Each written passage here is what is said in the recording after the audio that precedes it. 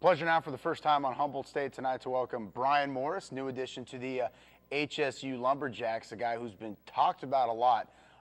Brian, first off, people want to know how you ended up at Humboldt State. I've heard SMU, a lot of different stuff, Portland. Let's set the record straight how you got here.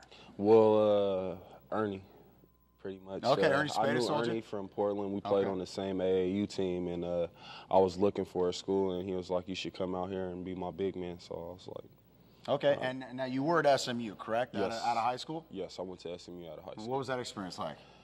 It was crazy. It was a lot of running. The school was real hard. Yeah.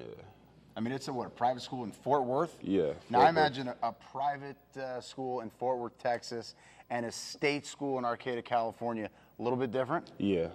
Yes, way different. It was hard. I had like calculus as a freshman, and it was real hard. That's kind of tough.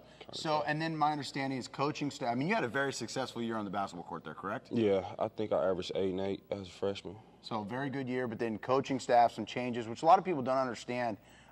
They always say, pick a school for the school, but let's be honest. When you're getting recruited and you're a senior coming out of high school, what are you more in tune with, the coach or the school?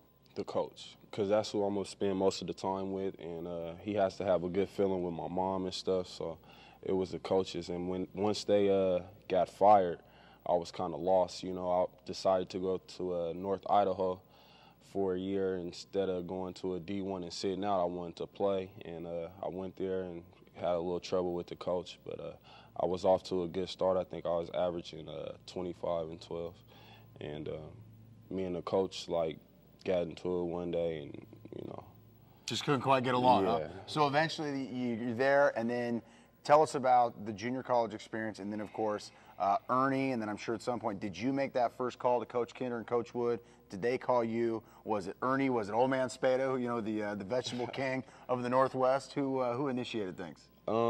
Me and Ernie kind of kept in touch, throughout the year, and we was just talking back and forth. He was wondering what I was going to do. I didn't know what was going on yet, and I talked to Big Ern, and we just had a little meeting, and I came out here on a visit, and I loved it. The fans and the new gym and everything just got to me, so I was like, this is the place for me. So now, did you look at other schools, or once you came here, you knew this is where you wanted to be? I knew this is where I wanted to be. So the fans, the atmosphere.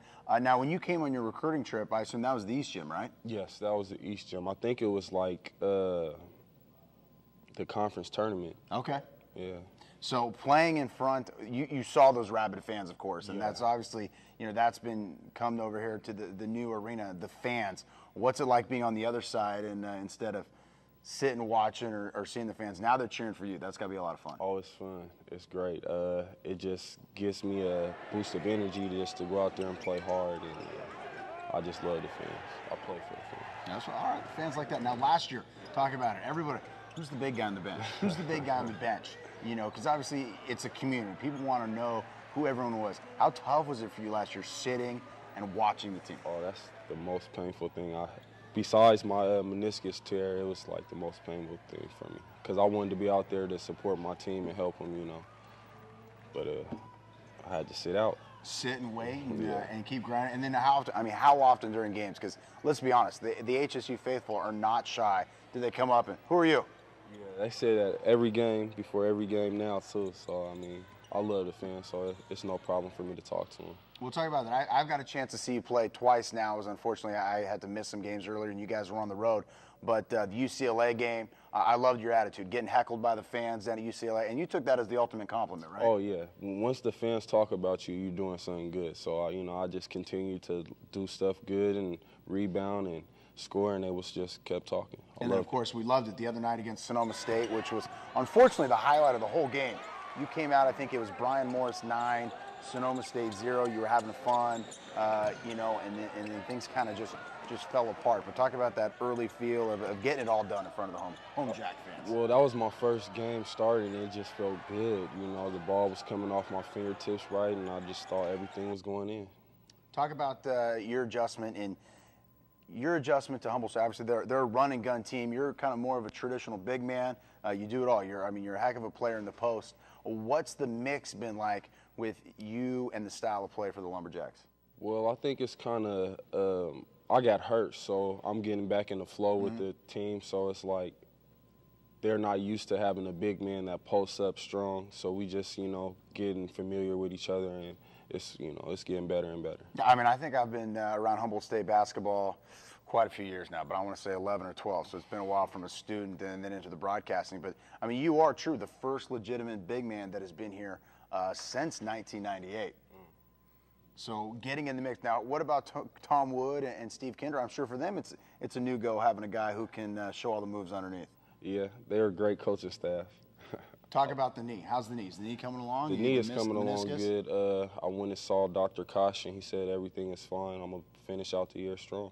What's it been like for you? Obviously, a year or 2 years off? How long did you go without playing? 2 years off. 2 years. So yeah. Do you feel like you're starting to catch back up? Are you to the point where you were when you were playing? Where are you at right now?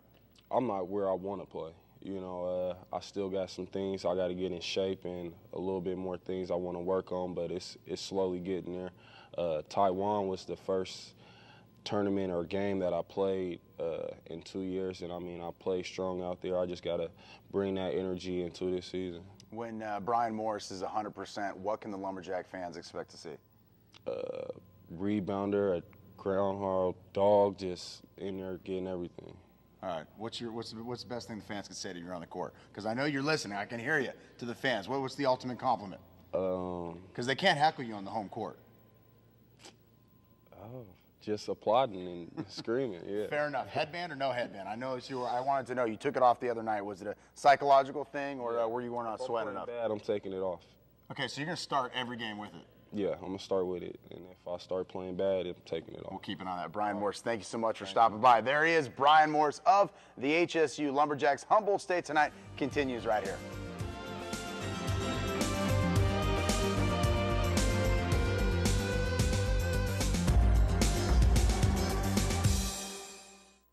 In a world of financial unrest, Coast Central Credit Union remains financially strong and secure. In fact, thanks to our members, we have continued to grow.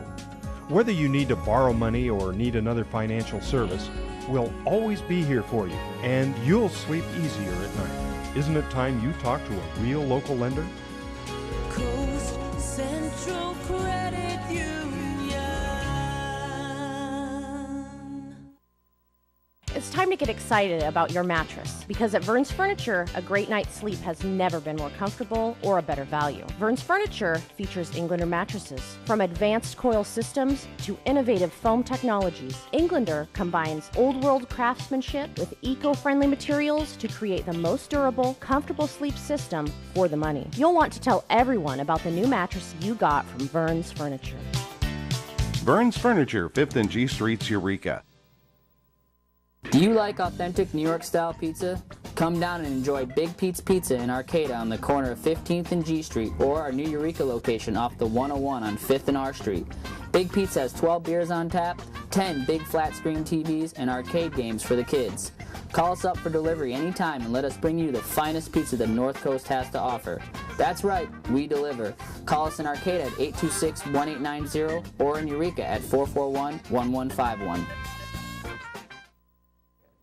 All right, probably your favorite portion of the show. This is when we give away free pizza, courtesy of Big Pete's, Eureka, and Arcata.